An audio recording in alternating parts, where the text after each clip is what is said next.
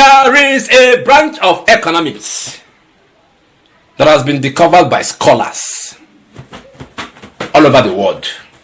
Those people that are watching the Nigerian kind of politics now and the system of government being run or orchestrated by the Tinubu, they have done their research, and there is a new kind of economics in town, recognized worldwide.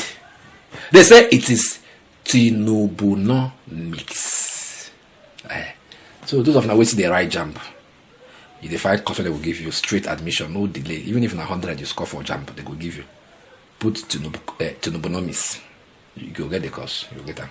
You understand? They just introduce them to help people study the economics of Tinubu. You understand? Because they say it's one of the best economics in the world. That study now, this study of TINUBUNOMICS. So if you study and well, you go ban, you go good. Banks go, they look for you. Now for their treasury department, they will carry you go so that you go help them arrange their the economy, anything we call economy inside the. So go read that course. It's very, very good. So now what I say, I can carry on giving now. So I'm gonna go see as they take discuss the TINUBUNOMICS. Very, very sweet kind of. It encapsulates. Say English. It is encapsulates the policies of Tinubu. You understand? His economic policies. The policies where he don't make so far inside this country. Where they make this country, they move well. Because everywhere now just they okay for this country. Just they make sense. You understand? People are just living fine. Economy sweet. You understand? People are just now that study of economics now. You understand? It concerns the policies of the government, which is working. It's not working. It's working now. Which is perfectly well. And when I go say, they go take tell on I say they work on the 29th of May. They go analyze and tell on I say now so you take the policies, now so you they work ahead. So make I allow one and I'm gonna see where professionals discuss about this TINUBUNOMICS. You understand? So that if you never to know anything about this kind of economies, you go know them now. You understand? You know the basics. So you can advise your children, let them go and study this course. It makes sense. There is no need of sitting at home because they jam you. No. This one with 100 score in jump. I even say if you get 57, they will give you admission. They will give you. No need to sit down at home for long. You understand? So apply TINUBUNOMICS. Well, let us listen to these people that know one or two about this kind of economies. Explain it to you so that yourself, you will be well guided. Watch this video. Come to the comment section and tell me what you feel about this classical kind of economics called TINUBUNOMICS. Watch. Can we talk of TINUBUNOMICS? So we're going to talk about it. How will you describe this concept with such lexical exists and then we have to admit to it because we have to say, Bala, you want to start that? The economy is not working. Nigerian economy is not in green. Nigerian economy is not in amber. Nigerian economy is in red. The only thing is, it is not yet in crimson. That is it. I have reasons. You want the other one? In a country where the monthly minimum wage of a citizen cannot buy a 50 kg bag of rice, that economy is in trouble. In a country where the minimum wage of citizens cannot buy a 50-liter diesel jerry can of diesel, told me that country is in trouble. So we are living in a country where the variables are wrong. They are not working. For me, it's not a matter of the street or it's a matter of if you have a policy and you are not following through on it, then you need to review. I don't want, because in his book, Magnus talked about he criticized Lai Mohammed for demarketing Nigeria as his first point of call. Yes. And I don't want to demarket and say, and because I see that people, they wake up everybody, they listen to Ruben Abati's Arise morning show. and they get angry, and then they go out to face their day angry. That's why I wait till the afternoon to listen to it. Well, I never heard the word TINUBUNOMICS until I met Magnus Olivier at a party actually, and he said there was going to be a panel like this on TINUBUNOMICS.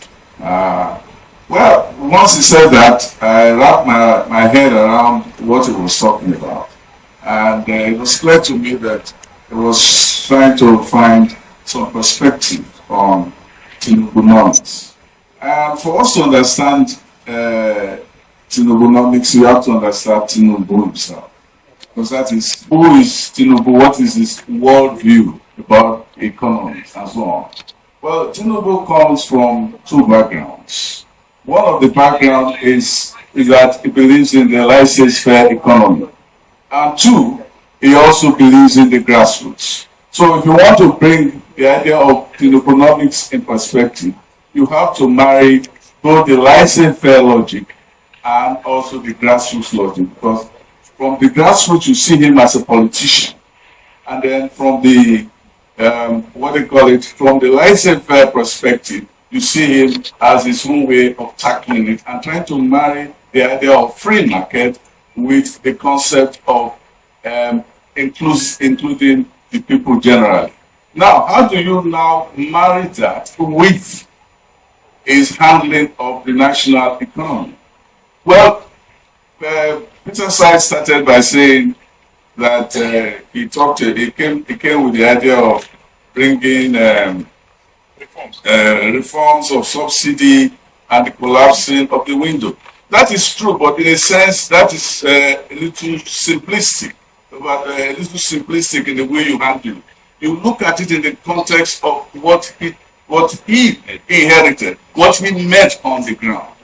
And the person who explained or who captured the state of the economy when Tinubu became president is no other person than the former CBN governor and now governor of Anambra State, Charles Soludo, who said Tinubu met an economy which was like a dead horse standing. What does that tell you? It tells you that the economy was all or dead. An economy that was owing about 30 trillion naira in debt and had accounts all over the world.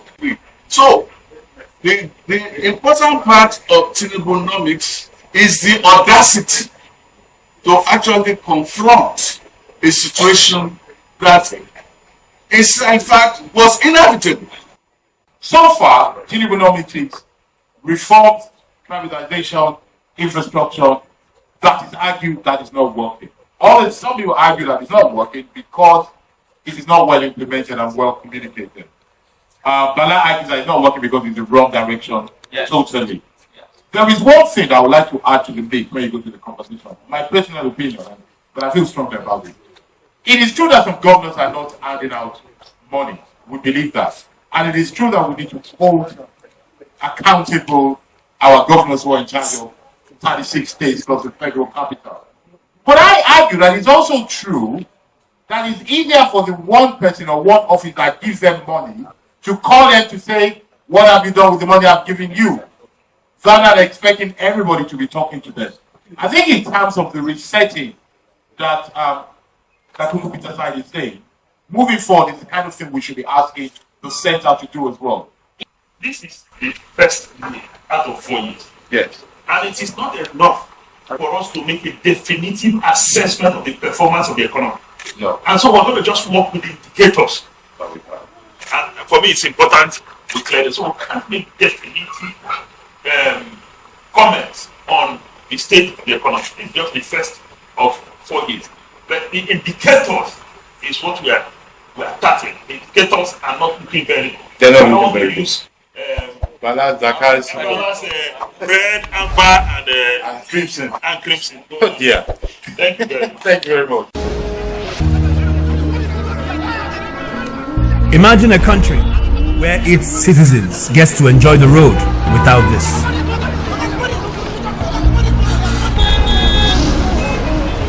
Imagine a country where unprecedented fuel scarcity does not cause panic at the filling station.